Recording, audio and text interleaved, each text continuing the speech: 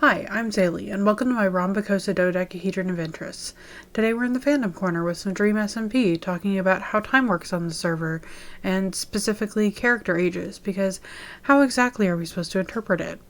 Like many things on the Dream SMP, the timeline is largely improvised based on various factors such as the medium the lore is being told through, such as normal lore streams, pre-recorded lore streams, and written lore, or when the players are available to do the next planned lore. The timing of events can often change because of these factors, with one of the most obvious examples being when Phil broke Techno out of prison. That stream was supposed to happen only 3 days after Techno was put in prison, but due to real-life circumstances, not everyone was available until 3 months later, and it was worked into the lore as Phil misreading Techno's instructions as months instead of days. But this begs the question, is the Dream SMP timeline and the real-world timeline supposed to be a one-to-one? The easiest way to view the timeline is to take this approach. Things happen when they happen and in the amount of time they happen in. And more importantly, any characters who are meant to be the same age as their content creators stay in sync with how they age. If one of the streamers on the SMP turned 21 on, say, March 1st of this year, and his character is meant to be the same age as he is, then you can guarantee that the character also turned 21 that same day. And I know this sounds arbitrary and probably unnecessary to point out, but I feel like this establishes a baseline for time on the server. My issue with this is that it takes events that are treated seriously and that have a big impact and make them ridiculously short. L'Manberg only existed for 10 days before gaining independence when it feels like narratively it should have taken at least a few months, if not a year or two. The Manberg Pogtopia arc also feels short, lasting a little less than 2 months, which is definitely longer than the War for L'Manberg independence, but still feels short, especially if you were to shift the way you view the story from looking at it like a roleplay to considering whether this timeline would make sense in a book or a movie or a TV show. I know that Wilbur, and I believe maybe also Eric, have talked about the timeline, saying sometimes they like to view the timeline of these particular events as happening over a longer period of time than they actually take place. I don't always agree with some of the particular choices that Wilbur makes when it comes to lore, but I can't help but agree with him on this. The way I think the timeline would work best is if it's at least a little bit elastic. This is something you see very commonly in tabletop RPGs like D&D, which I often find myself using as a metric to form opinions on how things work in the roleplay of the Dream SMP. In D&D, it's very common to push and pull at the timeline. There are definitely parts of the roleplay that take place in real time, but it's a little difficult to simulate travel time between towns that take place over several days without truncating the playtime a little bit.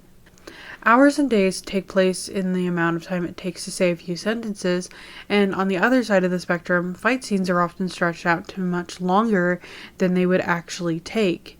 In D&D and many other RPGs, each turn a player takes spans 6 seconds of in-game time, but this definitely doesn't mean you only get 6 seconds to decide what you're going to do and then execute that action. Depending on how long it takes you to decide, the complexity of the action, how long it takes you to roll to hit and for damage, and for the DM to decide the outcome of the rolls, it could easily take 5 minutes of playtime to resolve 6 seconds in-game. I've played a lot of D&D, and the idea of an elastic timeline just makes sense to me. Why couldn't the in-game time in between certain streams be longer than the actual time between streams sometimes? Much like the fact that the player characters in D&D are living in a universe where they can't see the game mechanics around them, from a lore perspective it makes sense that this is the case for the Dream SMP characters, and that from their perspective things work a little differently than from the perspective of their player. When L'Manberg was being built, why should it have only taken a few hours in-universe when it would make much more sense for it to have taken days?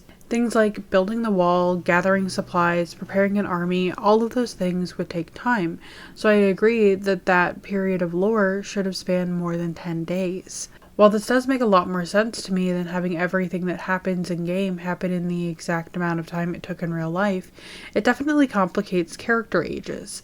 The easiest place to see just how complicated this can get is when you consider characters who are meant to be the same age as their content creator.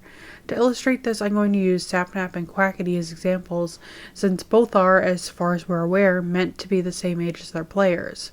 Starting with Sapnap, if we stretch and squash the timeline, specifically the timeline around the L'Manberg Independence and Poctopia arcs, we see the character of Sapnap start to get out of sync with player Sapnap. At the beginning of the L'Manberg Independence arc, which started in July of 2020, both the character and the player were 19 years old. While the content creator wouldn't turn 20 until March of 2021, if we say that the in-game time the arc took was 1 year, to make the math easier, the character reaches this age almost a full year early. If we assume the Pogtopia arc takes another year, again for easy math, there are now 2 years separating the two, putting character Sapnap at 23 to IRL Sapnap's 21. But this is just where it starts getting complicated. The next question you have to ask is, for players who just joined, at what point do their characters start aging? Do we treat them like their characters have been there the entire time in the background and add those years to their ages? Or do we assume that they start aging separately from their player after they join the server? Quackity joined the server after L'Manberg Independence, but before Pogtopia. So do we add only 1 year to his age for Pogtopia, or do we add a second for Independence?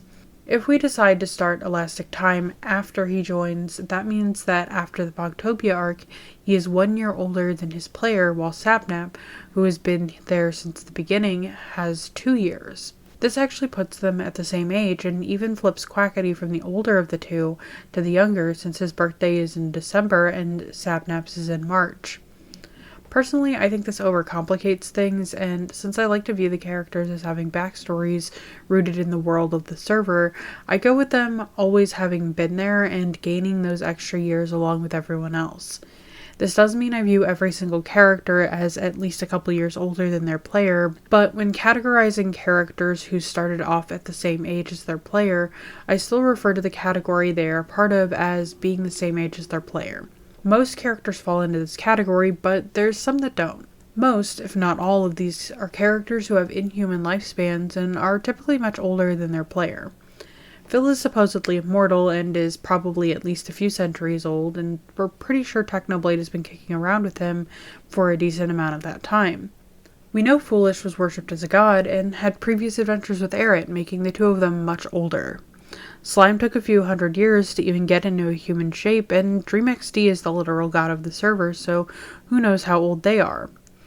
There are also 2 characters who could be regular human ages, but those ages still have to be older than that of their content creator because they are canonically the parents of other players, and yes, I'm talking about Wilbur and Bad Boy Halo.